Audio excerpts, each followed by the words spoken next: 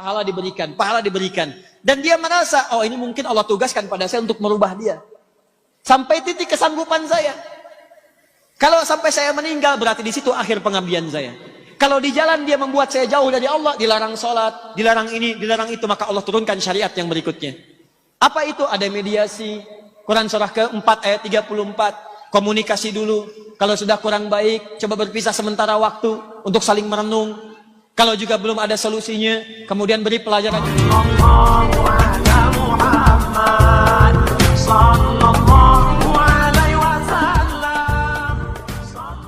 Assalamualaikum warahmatullahi wabarakatuh. Ustaz, saya seorang ibu rumah tangga, sudah menikah. Pasti sudah menikah karena antum ibu rumah tangga. Ya. Sudah menikah 10 tahun, saya sudah tidak memiliki rasa cinta. Ah, ini masalahnya. Saya sudah tidak memiliki rasa cinta pada suami saya. Karena suami saya setiap nyelesain masalah selalu kasar, menghina, bentak, bahkan mukul. Lempar barang ke kepala. Tiap bulan pasti ada. Bicara baik-baik dan senyum juga masih suka dibentak. Apakah saya berdosa jika saya sudah tidak mencintainya? Begini, saya tarik napas dulu ya. Pertama, saya ucapkan selamat kepada ibu. Allah titipkan pria itu kepada ibu, bukan perempuan lain. Dan hebatnya ibu bertahan dengan 10 tahun. Dibentak-bentak, dilempar, Anda bayangkan. Perempuan lain mungkin dilempar sehari, sudah nggak kuat. Ibu 10 tahun tuh. Ya, luar biasa. Saya ucapkan selamat, yang dipilih ibu bukan perempuan yang lain. Berarti ada hikmah terbesar yang ingin Allah berikan kepada ibu. Seperti Allah titipkan Fir'aun kepada Asia.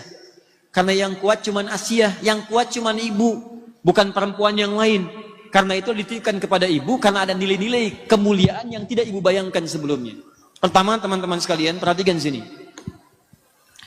Rumah tangga itu bagian dari dakwah. Bukan sekedar dakwah biasa, tapi bekal untuk mencari kemuliaan akhirat. Lihat sini. Rumah tangga itu sesungguhnya bekal berpartner bekerja sama untuk mencari kemuliaan akhirat. Tapi banyak orang keliru kemudian menggunakan dan mengelola perangkat akhirat ini sehingga melihatnya hanya sekedar kebutuhan dunia saja. Maaf, baik suami atau istri kadang-kadang memandang kehidupan rumah tangga hanya sekedar untuk memuaskan kebutuhan pasangan, mengeluarkan hasrat cinta, mendapatkan kebutuhan dunia. Cuman di situ saja. Padahal prinsip pertama ketika antum berumah tangga sudah turun ayat. Anehnya ayat itu sering dikutip di surat undangan. Yang paling aneh, yang diundang suruh baca, yang ngundang nggak baca.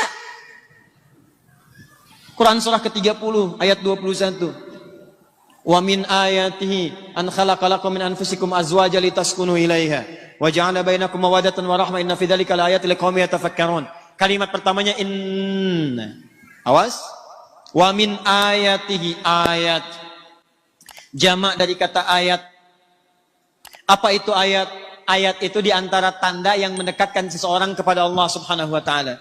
Jadi kita itu diberikan wasilah berumah tangga, tujuan pertamanya untuk membangun kedekatan dengan Allah. Supaya semakin dekat dengan Allah. Jikalau ada orang berumah tangga tidak dekat dengan Allah, ada yang salah rumah tangganya. Ada yang tidak tepat di dalamnya. Nah, menariknya, setiap pasangan itu nanti akan dipasangkan oleh Allah Subhanahu wa ta'ala untuk saling membuat keduanya itu bisa mendekat kepada Allah Subhanahu wa ta'ala. Ada yang tugasnya sampai selesai berumah tangga, salah satunya meninggal. Ada yang sampai pertengahan seperti Asia dengan Fir'aun. Asia ditugaskan oleh Allah berumah tangga dengan Fir'aun. Di antara dakwahnya ngajak Fir'aun, ayo mendekat kepada Allah, ayo mendekat kepada Allah. Apa yang diterima? Hardikan, siksaan, ancaman, yang terakhir eksekusi. Cuman Asia paham, yang ditugaskan kepada saya adalah bagaimana caranya saya mengajak suami supaya dekat dengan Allah. Hebatnya, Allah tidak akan pernah pasangkan seseorang kalau tidak memiliki tugas yang sejajar satu dengan yang lainnya. Artinya apa? Kalau suami dipasangkan kepada ibu sekarang, Allah yakin karena ibu punya kemampuan untuk menjalani itu. Makanya tidak dititipkan kepada perempuan yang lain. Apa yang ibu dapatkan dari situ? Bukankah dalam setiap makian ada kesabaran? Bukankah dalam setiap hinaan di situ ada ketawakalan? Bukankah sejak saat itu ibu rajin tahajud? Bukankah sejak saat itu ibu rajin berdoa? Ingat baik-baik, setiap interaksi suami dengan istri, di sana ada peluang pahala-pahala yang bisa didapatkan. Makanya kata para ulama, ketika Anda mendapatkan pasangan berlaku tidak menyenangkan, maka bersabar, itu yang pertama. Bersabar, coba terima dulu itu semua dengan merespon dengan nilai-nilai kebaikan. Cara meresponnya, bayangkan Allah sedang memberikan misi kebaikan yang melahirkan pahala yang banyak bagi Anda. Lihatnya pahala dulu. Ini poin pertama. Jadi kalau Anda sudah berpikir bahwa ini barangkali dititipkan kepada saya, karena saya mampu dan ada misi dakwah di sini, barangkali Allah kirimkan yang seperti ini supaya saya mendapatkan pahala dalam kesan untuk mendapatkan surga saya. Kalau cara berpikirnya bukan berpikir yang intimidatif, tapi berpikirnya pada yang positif, oh, Allah sedang menguji saya, maka Anda akan merespon dengan penuh semangat untuk memperbaiki diri lagi. Ini bagian yang pertama. Ya, ibu bukan orang pertama, karena zaman dulu pun sudah ada yang seperti itu. Ada. Ini kebalik, Bu, istrinya yang susah. Suaminya sabar, dilayani. Ketika tetangganya mengadukan, ini kisah nyata. Ketika tetangganya mengadukan, kenapa engkau bertahan dengan perempuan seperti itu? Dia kan gak baik. Langsung dia menyelah. Akhil karim, berfikirlah yang mulia. Allah sudah dekatkan surga ke rumah saya. Kenapa engkau mencoba menjauhkannya? Lihat cara berfikirnya. Allah sudah mendekatkan surga ke rumah saya. Kenapa engkau berpeluang menjauhkannya? Jangan jauhkan. Karena dia melihatnya ini sebagai surga saya nih. Ya, dia titipkan kepada saya bisa melayani dia. Dia marah, saya dapat kesabaran. Saya doakan dia. Nah, dia berpikir dengan marahnya, pahala diberikan. Dan dia merasa, oh ini mungkin Allah tugaskan pada saya untuk merubah dia. Sampai titik kesanggupan saya. Kalau sampai saya meninggal, berarti di situ akhir pengabdian saya. Kalau di jalan dia membuat saya jauh dari Allah, dilarang sholat, dilarang ini, dilarang itu, maka Allah turunkan syariat yang berikutnya. Apa itu? Ada mediasi. Quran surah ke-4 ayat 34. Komunikasi dulu. Kalau sudah kurang baik, coba berpisah sementara waktu untuk saling merenung. Kalau juga belum ada solusinya, kemudian beri pelajaran yang membuat mengerti. Ya, ketika tidak dimasakkan bagaimana responnya, ketika dipisahkan bagaimana responnya. Kalau masih belum mengerti juga, cari orang baik untuk menyatukan. Ayat 35-nya. Lihat baik-baik, wa in khiftum shiqaqa bainihima fab'athu hakaman min ahli wa hakaman min ahliya. Kalau semua sudah ditempuh, Allah kasih jalan keluar. Tugas kamu selesai sampai di sini, ya silahkan kerjakan, tingkatkan ibadah yang lain. Mungkin suami kamu akan mendapatkan pencerahan dari yang lain. Semua jalannya ada. Tapi jalan yang pertama, jangan pernah berpikir untuk berpisah dahulu. Cara berpikirnya adalah, mungkin bukan cinta yang Allah tugaskan kepada saya, tapi surga yang sedang Allah turunkan kepada saya.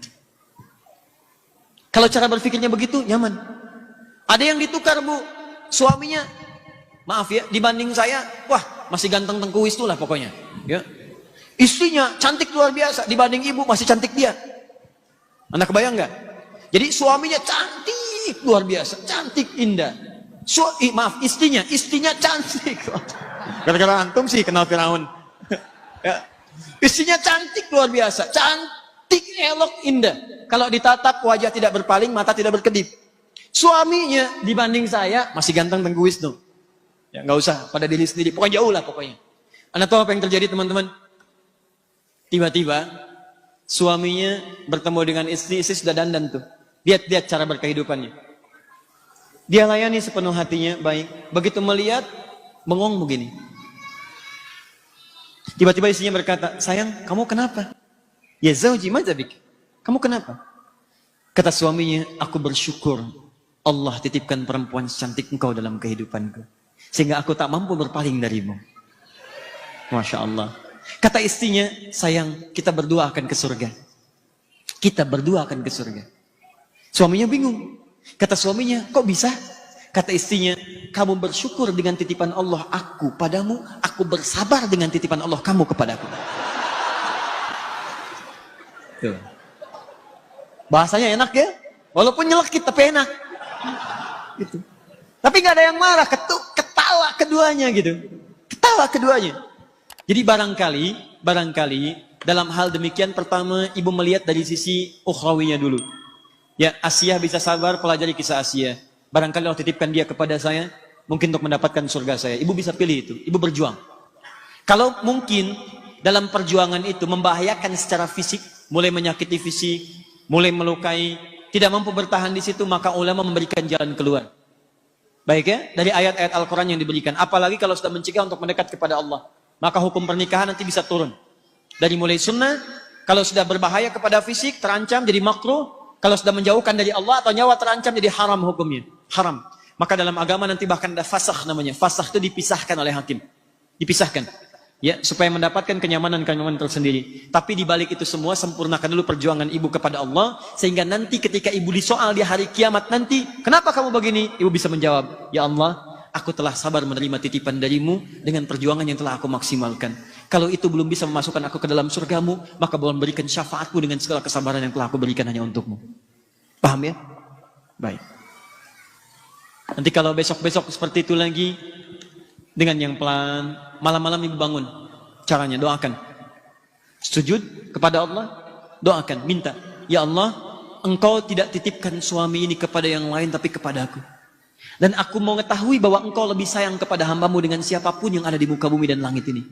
Maka mohon dengan segenap sayangmu ya Allah, sentuh hatinya untuk berubah. Berikan kelembutan pada jiwanya. Minimal mohon ya Allah, jadikan sebelum kami menghadap kepadamu, pasangkan kami dalam mawaddah, sakinah dan rahmah. Bangun, bangun, bangun. Saya yakin dari sekian yang bangun itu akan ada perubahan dan dampak dalam kehidupan. Saya berdoa semoga Allah muliakan ibu dan keluarga ibu dan pasangkan dalam kemuliaan insya Allah. Saya simpan dulu ini.